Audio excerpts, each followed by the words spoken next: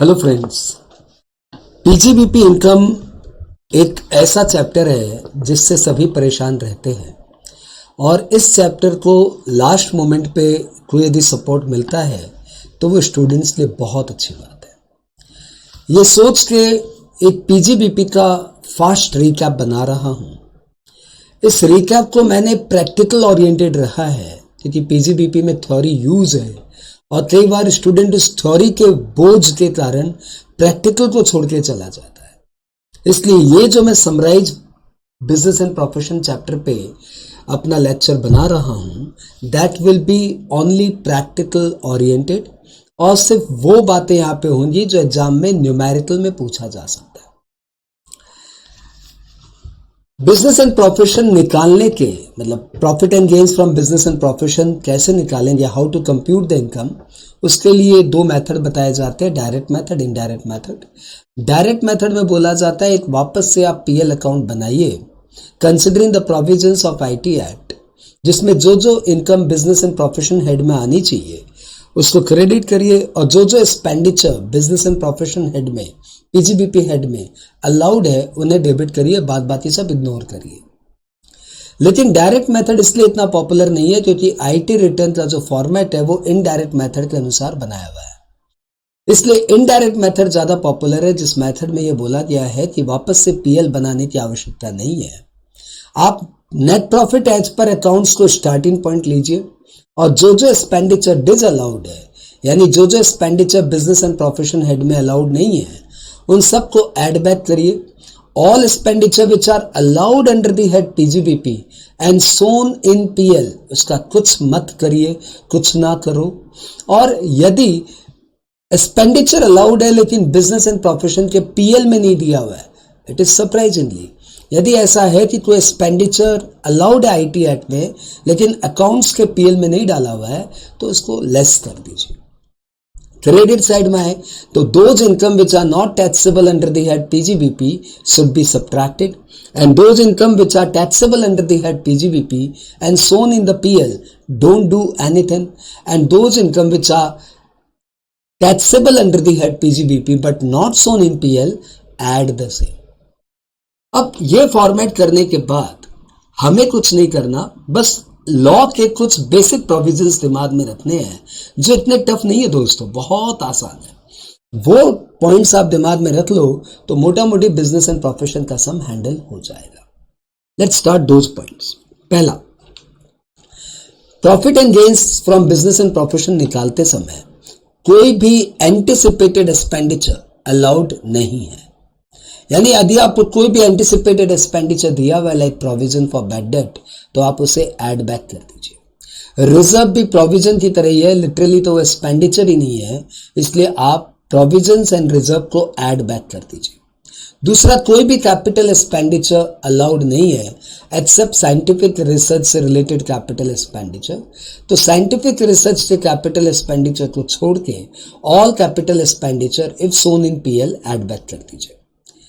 ठीक है, अपने इतने टेक्निकली नहीं जा रहे, it is we are moving कि एग्जाम ओरिएंटेड रिकैप है ये। ठीक है, दूसरा, कोई भी रेवेन्यू एक्सपेंडिचर यदि वो बिजनेस से रिलेटेड है, incurred in the previous year है और कोई लॉ का वायोलेशन नहीं है तो वो अलाउड है।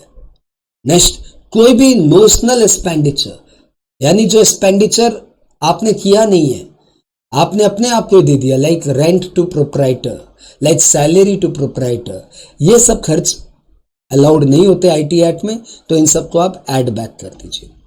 कोई भी लीगल एक्सपेंडिचर अलाउड है और कोई भी expenditure in violation of law disallowed है। इनकम टैक्स सेक्शन 40A में बोला हुआ डिज अलाउड, वेल्थ टैक्स बहुत पुरानी कहानी है लेकिन वो डिज अलाउड। इलीगल इनकम हो या लीगल इनकम हो सब टैक्सेबल है, लेकिन एक्सपेंडिचर्स में illegal expenditures are not allowed. Depreciation as per accounts add कर देना और depreciation as per IT act less कर देना। रिपेयर्स में current repair is allowed, capital repair is disallowed, rent to proprietor is allowed and rent to partner is disallowed. Preliminary expenditure under section 35D is allowed in 5 equal installments. And maximum preliminary expenditure can be 5% of cost of project. तो यदि आपका preliminary expenditure PL में दिया हुआ है 10 लाख और additional information में दिया हुआ है कॉस्ट ऑफ प्रोजेक्ट 80 लाख, तो ध्यान रखिएगा कॉस्ट ऑफ प्रोजेक्ट 80 लाख का 5% मैक्सिमम प्रिलिमिनरी एक्सपेंडिचर अलाउड है, यानी प्रिलिमिनरी एक्सपेंडिचर अलाउड होगा सिर्फ 4 लाख और वो 4 लाख भी अलाउड होगा 5 सालों में, यानी इस साल अलाउड होगा सिर्फ 80,000 और आपने पीएल में कितना दिखा रहा है 10 लाख। तो ट्रीटमेंट कैसे करेंगे, preliminary expenditure as per accounts add 10 lakh and preliminary expenditure as per IT Act less 80,000। Amalgamation या डीमर्जर पे कोई भी खर्च होता है तो इंडियन कंपनी को सेक्शन 35 DD में वो अलाउड है। 35 DD को मैंने नाम दिया दो दिल की एक ही कहानी है, या तो ये अमालगमेट होते हैं या फिर डीमर्ज हो जाते हैं। तो अमालगमेशन या डीमर्ज का जो भी खर्चा है वो इंडियन कंपनी को अलाउड है, the company which incurs the expenditure in 5 equal instalments. उसके बाद voluntary retirement compensation on the other retrenchment, this should be VRC. Voluntary retirement compensation is allowed under section 35 DDA in 5 equal installment on cash basis। यानी जब आप पे करेंगे तब ये 5 सालों में अलाउड हो जाएगा। तो सपोज आपको पीएल में दिया हुआ VRC 10 लाख और विद इन ब्रैकेट दिया हुआ VRC पेड 8 लाख, तो पहली बात तो 10 लाख अलाउड नहीं होगा, 8 लाख अलाउड होगा, और दूसरी बात वो 8 लाख भी अलाउड होगा 5 सालों में, यानी इस साल अलाउड होगा 1,60,000। तो पीएल में जितना दिया हुआ है उसको हम लोग डेप्रिसिएशन की तरह ट्रीट करेंगे। VRC as per accounts add 10 lakh and VRC as per IT act as per section 35 DDA 1,60,000 less. Advertisement with political party disallowed है। इस रिगार्ड में बात ध्यान रखिएगा कि पीएल कैलकुलेट करते समय, पीजीबीपी कैलकुलेट करते समय advertisement with political party disallowed है, लेकिन नीचे 80GGB 80GGC में एडवर्टीजमेंट विद पॉलिटिकल पार्टी का आपको डिडक्शंस मिल जाता है 100%। वहां पे donation to political party and advertisement with political party both are covered for 80GGB and GGC, 100% deductions मिल जाता है।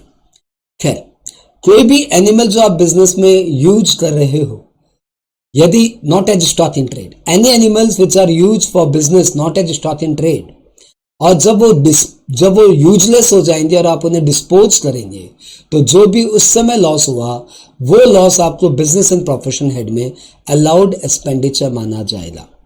36(1)(6 animal became useless and thrown out or sold out, then whatever loss incurred that shall be allowed as business and professional expenditure. Interest on loan is allowed provided the loan is used for business purpose। इस regard में ध्यान रखिएगा कि interest on loan to pay income tax is disallowed and interest on loan to pay GST is allowed। Interest on loan to purchase capital asset, तो जब तक capital asset put to use होती है तब तक का इंटरेस्ट कैपिटलाइज करेंगे, और एक बार एसेट पुट टू यूज हो गई उसके बाद का interest on loan revenue expenditure की तरह अलाउड होगा।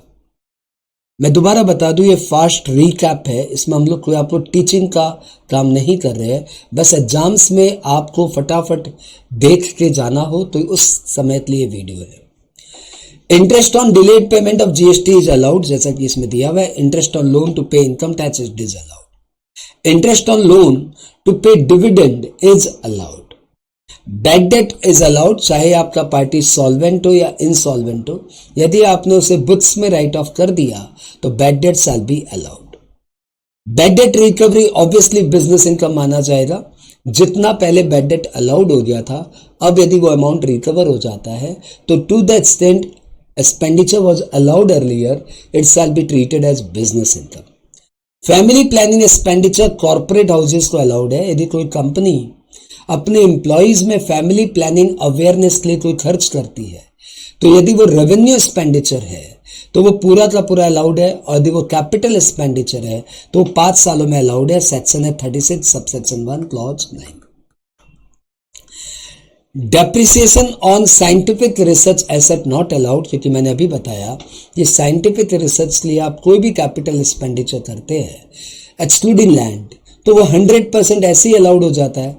जब कैपिटल एक्सपेंडिचर ऐसे ही 100% अलाउड हो गया तो फिर आपको डेप्रिसिएशन क्यों चाहिए। Any payment outside India without TDS is 100% disallowed under section 40A, and any payment to a resident without TDS, any payment to a resident without TDS like salary का payment, interest का payment, royalty का payment, contract का payment, professional fee का payment, any payment to resident without TDS shall be 30% disallowed. 30% will be disallowed. 27 number point की कोई आवश्यकता नहीं है. पॉइंट नंबर 28 में आते हैं.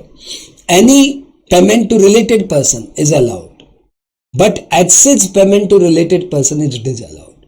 तो यदि आपको समय दिया रहे कि goods purchase from brother for ₹20 lakh whereas market value is 12 lakh, तो 12 लाख का गुड्स आप अपने भाई से लिए, उसमें कोई ट्रबल नहीं है. लेकिन आपने उसके लिए 20 लाख रुपया दिया, that is the reason of trouble. इसलिए 8 लाख डिसअलाउड हो जाएगा. Excess payment to related person is disallowed, section 40A subsection 2. Cash में एक्सपेंडिचर डिस्करेज करने के लिए सेक्शन 40A3 में बोला हुआ है कि any payment, any expenditure incurred otherwise than account pay cheque और account pay draft shall be fully disallowed if the amount of expenditure is more than 10,000 and it is paid on a single day. तो कोई भी एक expenditure किसी एक party को किसी एक ही दिन में 10,000 से ऊपर का आपने कैश से या बेयरर चेक से या क्रॉस चेक से पेमेंट किया है तो वो एक्सपेंडिचर डिसअलाउड हो जाएगा. लेकिन account pay cheque, account pay draft या ECS या अदर नोटिफाइड मोड से पेमेंट किया है तो वो अलाउड हो जाएगा.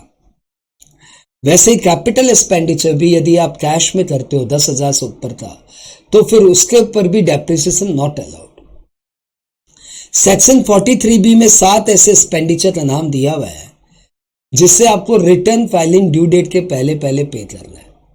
7 ऐसे एक्सपेंडिचर है जिससे आपके रिटर्न की ड्यू डेट के अंदर अंदर पेमेंट करना है. Due date of filing of return आपको पता है, जिनकी ऑडिट कंपलसरी है उनके लिए 31 अक्टूबर ऑफ द असेसमेंट ईयर, और जिनकी ऑडिट कंपलसरी नहीं है उनके लिए 31 July of the assessment year. तो जिनकी ऑडिट कंपलसरी है उनके लिए 31 अक्टूबर ऑफ द असेसमेंट ईयर, और जिनकी ऑडिट कंपलसरी नहीं है उनके लिए 31 July of the assessment year. तो आई होप आपको ध्यान रहेगा. ओके. और जिनकी ऑडिट कंपलसरी नहीं है उनके लिए 31 जुलाई. तो ये 7 एक्सपेंडिचर यदि आप रिटर्न फाइलिंग डेट के पहले पहले पेमेंट कर देंगे तो अलाउड हो जाएगा. अदरवाइज फिर जिस ईयर में आप पेमेंट करेंगे उस ईयर में अलाउड होगा. ये 7 एक्सपेंडिचर है.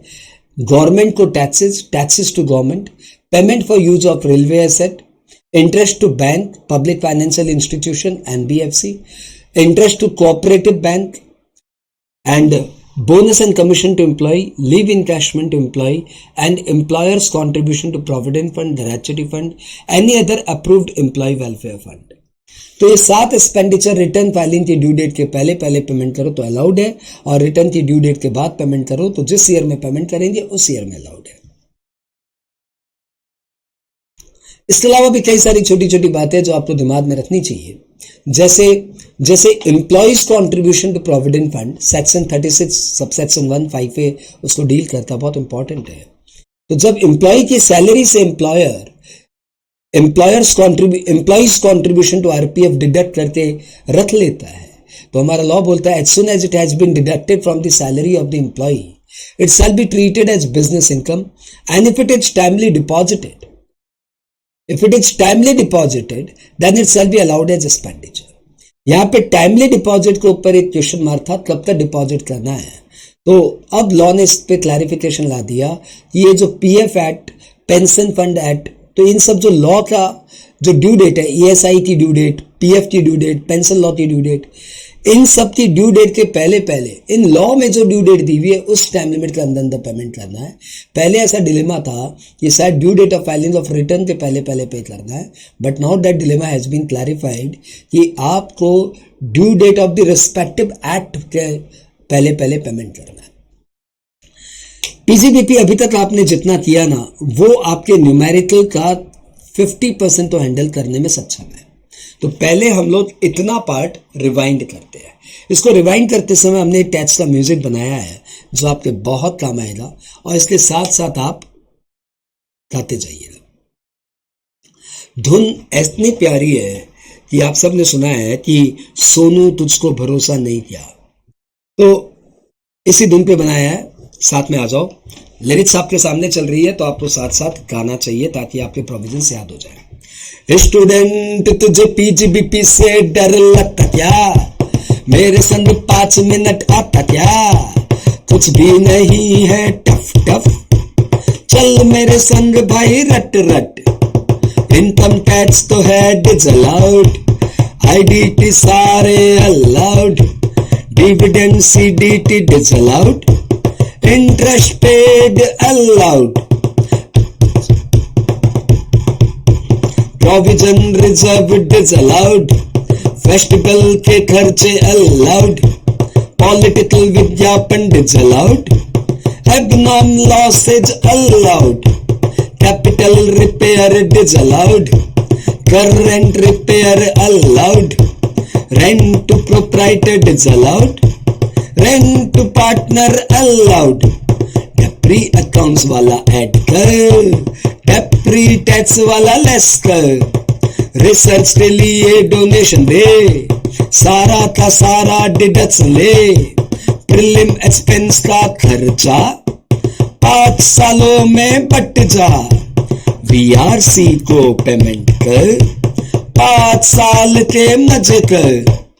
स्टूडेंट तुझे पीजीबीपी से डर लगता क्या, चिल्ला चिल्ला यूं पढ़ता क्या, 3 बार दोहराएगा सब इजी हो जाएगा, रोते रोते जो पढ़ेगा डेफिनेटली तू मरेगा, धंधे में रिश्ता लगाएगा एक्सेज गोल हो जाएगा, कैश में खर्चा मत कर टुल्लू, बन जाएगा उल्लू, साथ खर्चों का ध्यान रख, ड्यू डेट के पहले पे कर, अकाउंट्स जो ना बनाएगा 25,000 की खाएगा, ऑडिट जो ना कराएगा 1.5 लाख की खाएगा। स्टूडेंट तुझे पीजीबीपी से डर लगता क्या, मेरे संग गाना गाया क्या, बंगाल में हम गाए हैं, मुंद्रा सरजी बनाए हैं, अच्छा लगा तो लाइक मार, थैंक यू लव यू प्यार प्यार। देखो भैया, ये जो है ना, इसको यदि आप सिर्फ एक गाना ना समझो तो भैया ये तो आपके लिए रामायण है, बाइबल है। जितनी बार गाओगे उतना दिमाग में बजेगा कि कैश में खर्चा मत कर टुल्लू, बन जाएगा उल्लू, धंधे में रिश्ता लगाएगा एक्सेज गोल हो जाएगा। I hope you are mature enough to understand the provisions hidden in this lyric. तो आपको इस गाने को 2-3 बार को कम से कम रिवाइंड करके सुनना है और साथ साथ गाना है। एक बार जब मेरे 44 AD वाले प्रोविजंस और हो जाएंगे तब मैं इस गाने में अभी तक जो कट करके रिवाइंड नहीं किया था ये सारे पोर्शन भी फिर मैं उस समय कवर कर लूंगा, ठीक है, ये वाले पोर्शन। तो आपने अभी पीजीबीपी में कौन कौन से एक्सपेंडिचर अलाउड है, कौन कौन से एक्सपेंडिचर डिसअलाउड है, इसकी एक समरी सुनी। अब आप डेप्रिसिएशन वाले टॉपिक में आ जाइए। डेप्रिसिएशन वाले टॉपिक में ऐसा बोला हुआ है कि डेप्रिसिएशन आपको तभी अलाउड होगा व्हेन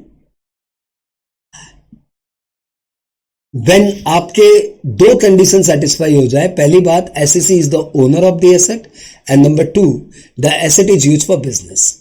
ओनर में हम लोग हायर परचेजर को भी ओनर मानते हैं, एंड यूज फॉर बिजनेस में ध्यान रखिएगा, if the asset is actively use या पैसिवली यूज, दोनों यूज माना जाएगा।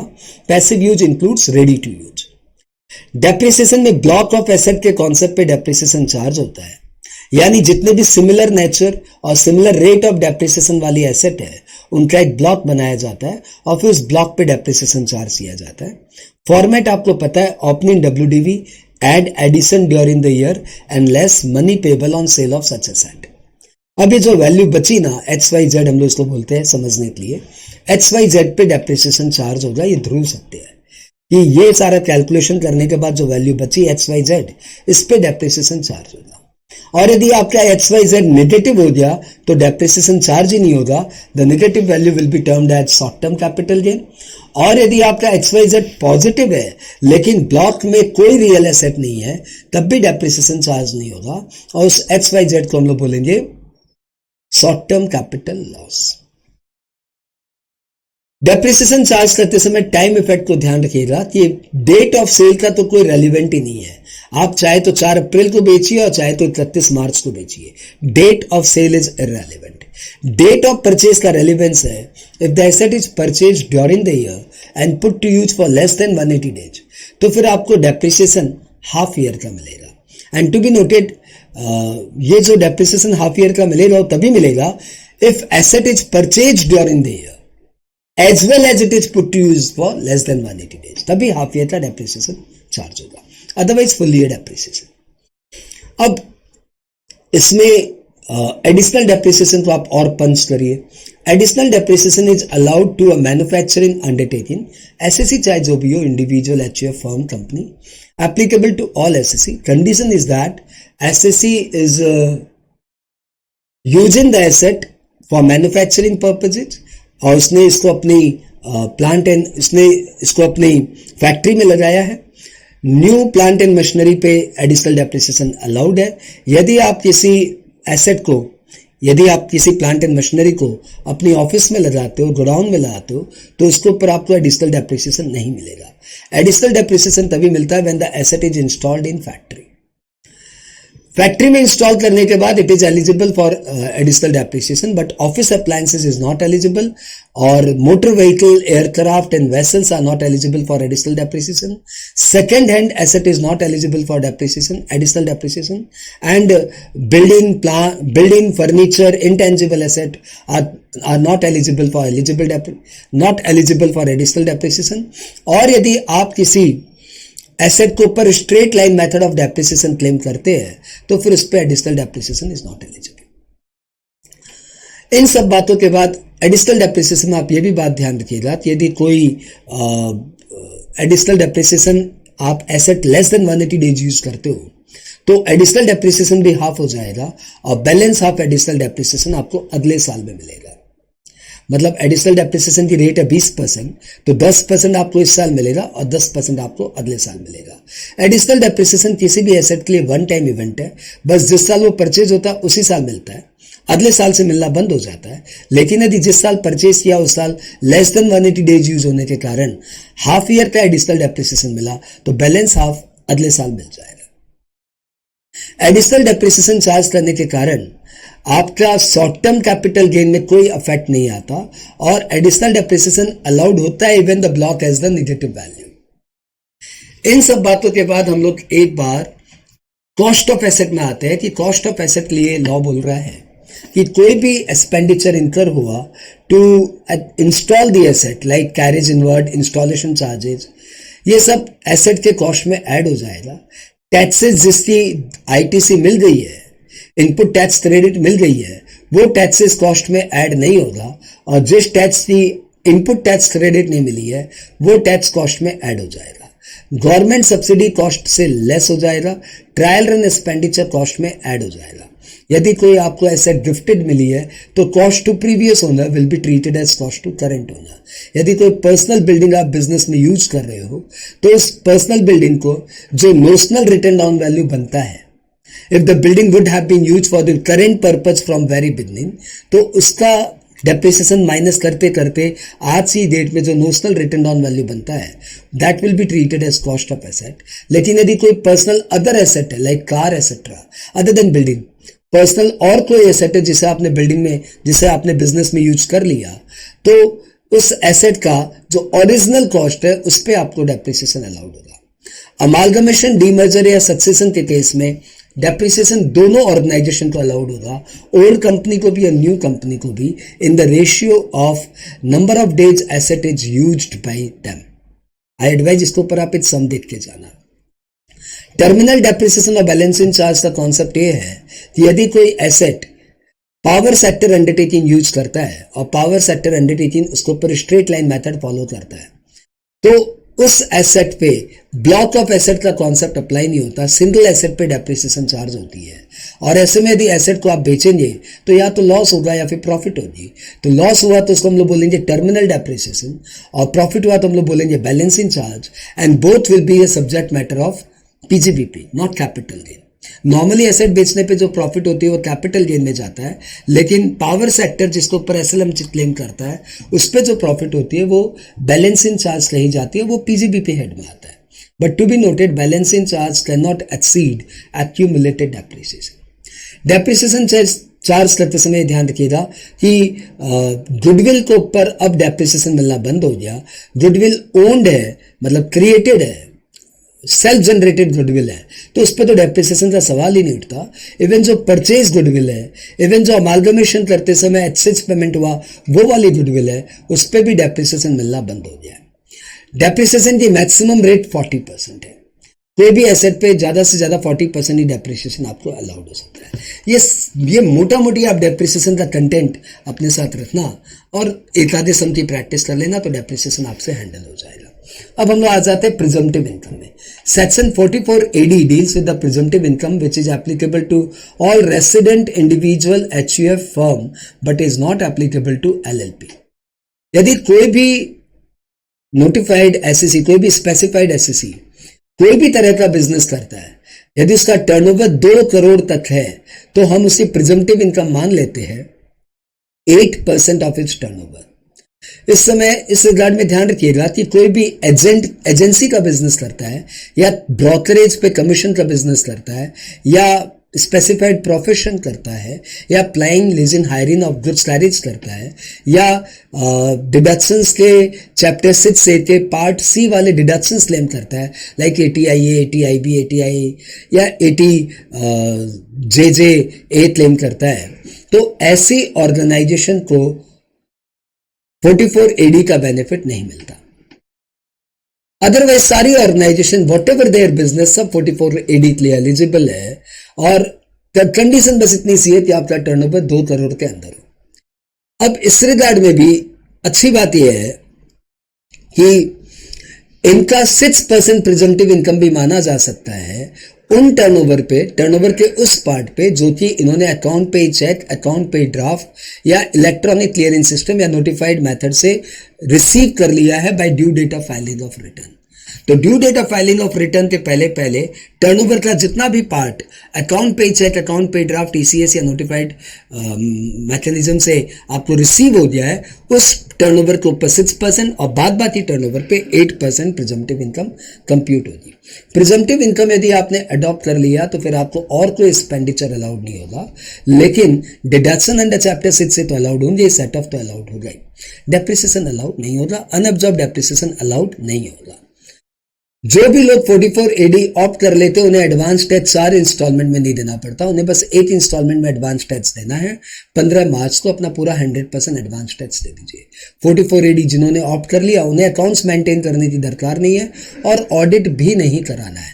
लेकिन यदि 44 AD आपने ऑप्ट नहीं किया तो फिर अकाउंट्स आपके लिए मैंडेटरी है और ऑडिट आपके लिए कंपल्सरी है। 44 AD का ऑप्शन यदि आपने एक बार डिनाई कर दिया तो फिर 5 साल तक 44 AD आप ऑप्ट नहीं कर पाएंगे। That is the summary of 44 AD. We move to next section 44 ADA. This is applicable to professionals. Applicable to resident individual, resident HUF, resident firm, but not LLP.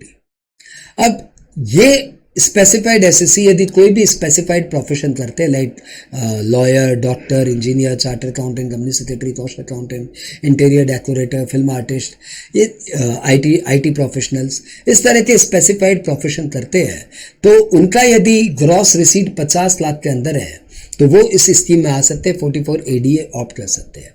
इस स्कीम में उनकी presumptive income मानी जाती है 50% of gross receipt, और फिर कोई expenditure allowed नहीं होता, डेप्रिसिएशन अलाउड नहीं होता, अनअब्जॉर्ब डेप्रिसिएशन अलाउड नहीं होता, लेकिन डिडक्शंस अलाउड होता है। चैप्टर 6 से डिडक्शंस अलाउड होते हैं। स्कीम ऑप्शनल है, आप इस साल ले सकते हो, अगले साल छोड़ सकते हो, अगले साल ले सकते हो, इस साल छोड़ सकते हो। यदि आपने 44 एडीए ऑप्ट कर लिया तो आपको अकाउंट्स मेंटेन नहीं करना, ऑडिट नहीं करानी। लेकिन यदि आपने 44 एडीए डिनाई कर दिया तो अकाउंट्स मैंडेटरी है और ऑडिट मैंडेटरी है। 44 एडीए वाले भी एडवांस टैक्स सिर्फ एक ही बार देते हैं और वो 15 मार्च को अपना सारा 100% एडवांस टैक्स दे देते हैं। 44 एडीए स्कीम ऑप्शनल है, आप जब चाहे लो, जब चाहे छोड़ो, आपकी मर्जी। 44 एडीए के बाद हम लोग आ जाते हैं 44 एई। यदि आप कोई भी एसएससी हो और आप plying, leasing, hiring, goods carriage में इन्वॉल्व हो, आपके पास 10 से बेसी व्हीकल नहीं है, तो फिर आपकी प्रेजेंटिव इनकम मानी जाएगी 7,500 रुपये पर मंथ पर व्हीकल, 7,500 पर मंथ पर व्हीकल, ये आपकी प्रेजेंटिव इनकम मान ली जाएगी। लेकिन यदि आपके पास हैवी वेट व्हीकल है तो हैवी वेट व्हीकल की हम प्रेजेंटिव इनकम मानेंगे 1,000 पर टन, 1,000 पर टन। हैवी वेट व्हीकल मतलब 12 टन से ज्यादा की व्हीकल है और उस व्हीकल का फिर हम लोग प्रेजेंटिव इनकम मानेंगे 1,000 पर टन पर मंथ। व्हीकल यदि आप हायर परचेज में लेते हो तब भी आप उसके ओनर माने जाएंगे। और आपके पास ध्यान रखिएगा 10 से बेसी व्हीकल कभी नहीं होनी चाहिए during the entire previous year. पूरे प्रीवियस ईयर में एक दिन के लिए भी यदि आपके पास 10 से बेसी व्हीकल हो गई तो फिर आप 44 एई ऑप्ट नहीं कर पाएंगे।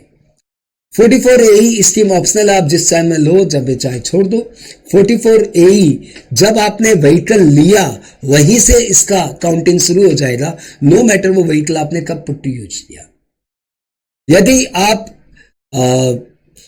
मंथ में थोड़े से समय भी व्हीकल यूज कर लेते हो, जैसे आपने 3 दिसंबर को व्हीकल बेच दिया, तब भी दिसंबर महीने के लिए काउंटिंग हो जाएगी। Even the vehicle is use for a single day during the month, that month will be counted for presumptive income. यदि आप 44 एई ऑप्ट करते हो तो फिर आपके ऊपर अकाउंट से रिस्पॉन्सिबिलिटी नहीं है, ऑडिट आपको नहीं करानी। लेकिन 44 एई आप डिनाई करते हो तो अकाउंट्स मैंडेटरी है, ऑडिट मैंडेटरी है। इसमें भी वही सब बातें जो 44 एई ऑप्ट कर लेते हैं, उनको कोई एक्सपेंडिचर अलाउड नहीं है, डेप्रिसिएशन अलाउड नहीं है, अनअब्जॉर्ब डेप्रिसिएशन अलाउड नहीं है।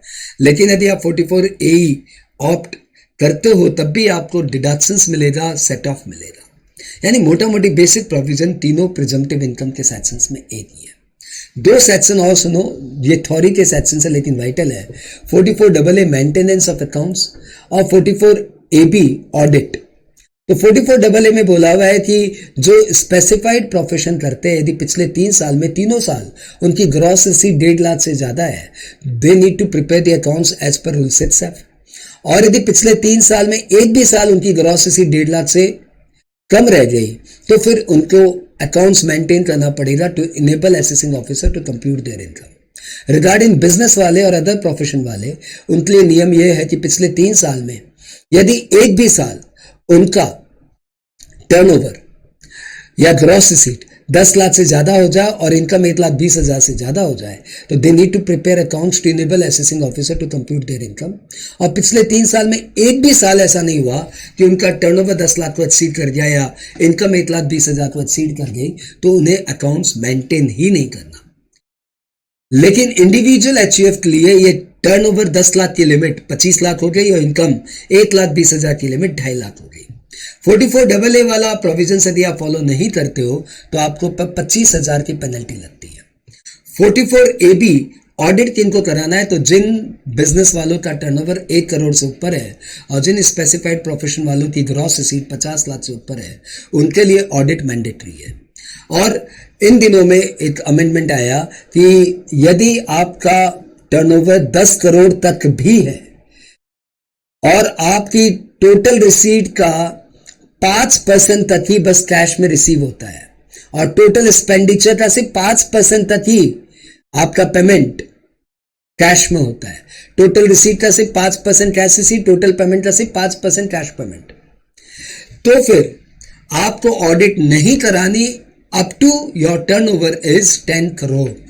10 CR तक भी यदि आपका टर्नओवर पहुंच जाए तब भी आपको ऑडिट नहीं करानी यदि आपकी रिसीट का सिर्फ 5% कैश रिसीट है एज वेल एज आपके पेमेंट का सिर्फ 5% ही कैश पेमेंट है। सारी बातें क्लियर। सारी बातें क्लियर। ऑडिट यदि आपने नहीं कराई, ऑडिट रिपोर्ट यदि आपने 30 सितंबर तक सबमिट नहीं की, 30 सितंबर ऑफ असेसमेंट ईयर, तो फिर आपको ऊपर पेनल्टी लगेगी 0.5% ऑफ टर्नओवर और 1,50,000 which ever is high, sorry which ever is lower, 0.5% of turnover और 1,50,000 विच एवर इज लोअर। मुझे लगता है कि मैंने आपको पीजीबीपी के प्रैक्टिकल पार्ट को बहुत ही समरी में करते करते करते करते एक 35 मिनट में कन्वर्ट कर दिया। एक 3-4 मिनट की टाइम हमें और लेनी चाहिए, 3-4 मिनट का स्लॉट और लेना चाहिए और इस गाने को एक बार फिर से कंप्लीट कर देना चाहिए।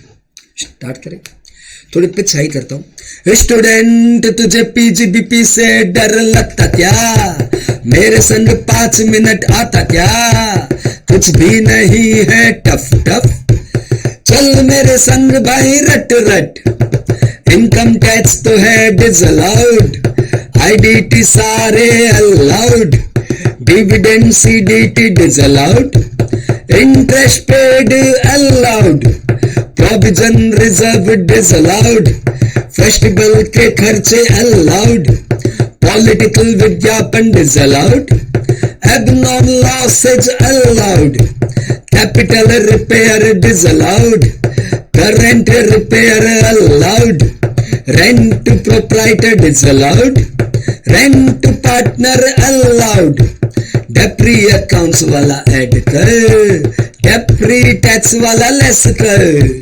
रिसर्च के लिए डोनेशन दे, सारा का सारा डिडक्शन ले, प्रीलिम एक्सपेंस का खर्चा 5 सालों में बट जा, वीआरसी को पेमेंट कर, 5 साल के मजे कर। स्टूडेंट तुझे पीजीबीपी से डर लगता क्या, चिल्ला चिल्ला यूं पढ़ता क्या, 3 बार दोहराएगा सब इजी हो जाएगा, रोते रोते जो पढ़ेगा डेफिनेटली तू मरेगा, कंधे में रिश्ता लगाएगा, एक्सेज गोल हो जाएगा, कैश में खर्चा मत कर टुल्लू, बन जाएगा उल्लू, 7 खर्चों का ध्यान रख, ड्यू डेट के पहले पे कर, अकाउंट्स जो ना बनाएगा